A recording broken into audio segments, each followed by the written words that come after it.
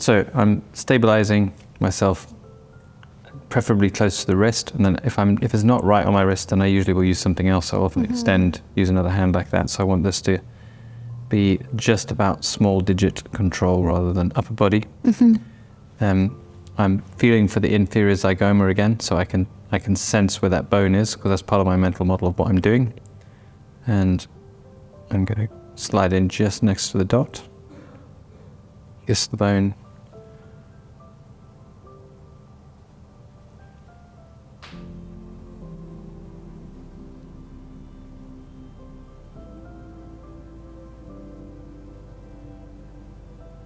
So if you are unsure about the total volume and you want to do less in one spot, you can always make a little adjustment and just repeat that through the same entry point. And then re-aspirate. Yeah. So finger underneath, because I don't want this to go inferiorly.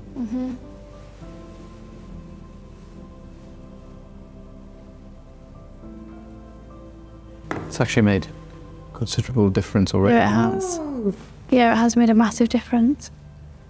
That was only 0.15, so a very small amount, but that's starting to bring into alignment. Yeah. If we can bring her jaw into alignment with that. Okay, so now you can see a bit more clearly this other weak point I like to inject. When you squeeze the cheek, you see that indentation. That's a great place to extend cheek somewhat. So feeling underneath with this finger, feeling the shape of the zygoma, it's helping me aim. You will miss the zygoma sometimes, and if you've had that yet, you go straight, you can't find it. This helps me not do that. So I'm sliding in, touch the bone, spray it, plenty of time.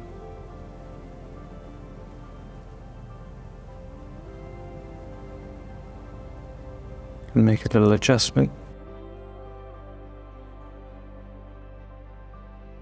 So I'm also flicking between what I'm feeling and the actual injecting, and then going back to the aesthetic of the cheek. So I'm just trying to see, how does this all fit in? I'm actually just thinking the size, although now I have definition of a cheekbone, it's still a relatively small cheekbone. And this line from here upwards, you really want the cheek to just kiss that. I actually think we're a little bit on the low side for that, so I might add, I didn't think I was going to need to do it, but I now think I need to add a bit more volume inferiorly, so that it's more in proportion width and height wise. So this is, we're skidding off the zygoma here, so I don't go onto the periosteum. I'm going to go into the hypodermic fat.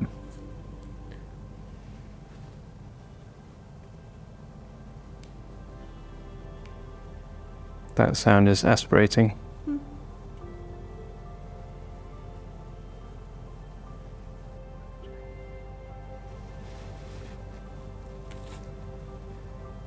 So same again, feeling with it.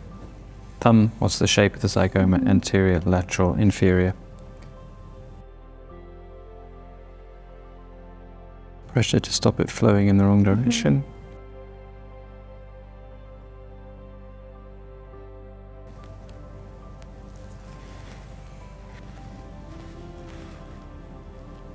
Do you pull on the skin nice and taut before you do it? Yeah, pull the dot out of the way of where I want to go. We don't want to tattoo her face. Yeah.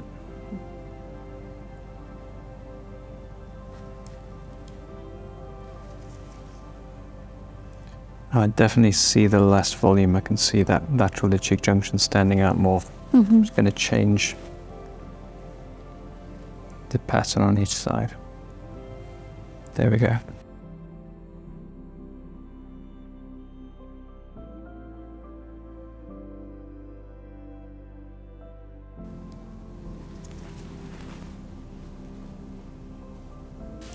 So that is definitely an indication now. So I'm going to put in just a tiny drop just underneath that. I'll do it pointing away from the eye. Relatively deep injection.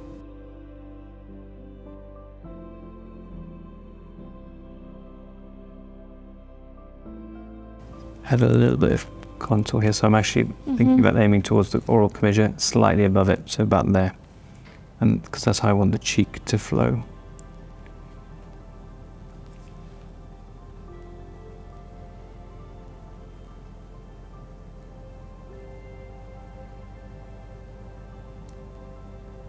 So aspirating when you do a lot is not a big hassle. Yeah, just do it. Doing, I'm not moving the needle around in her face or anything like people say you do.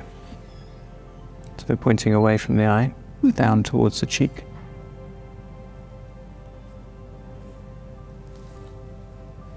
You don't have to go that far with the needle, really, do you, there? Very close.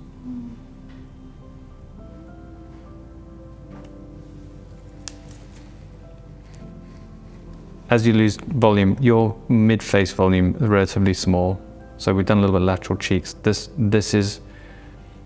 like an angulation, there's more angles there than there would be from 10 years ago. So if I soften that angle between your lip and your cheek, it'll just make things look slightly more harmonious, but it's very, very light. So I think I'm moving towards doing cannula here the more I think about it rather than bolus on bone. So it's good that you can see this.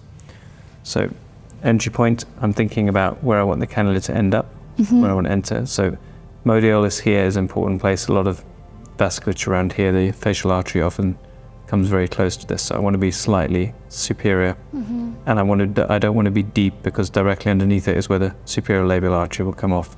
But you've got about 5 millimeters. So I'm going to just go into the hypodermic fat first. So gently in, find an easy path.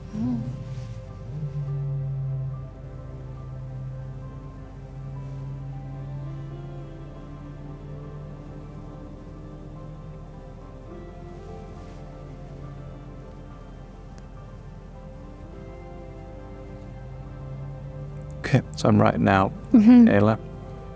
Then it's quite close to the artery. I've been very gentle. There's no way that's in, but I'll do a little aspiration. Yep.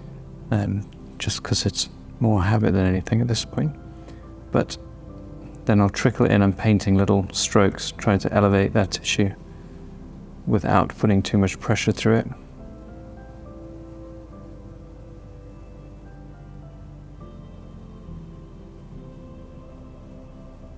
I'm telling where I am, by the way, almost entirely by the movement of the cannula. That felt really weird. Did it? Yeah, it's not as bad as the other one.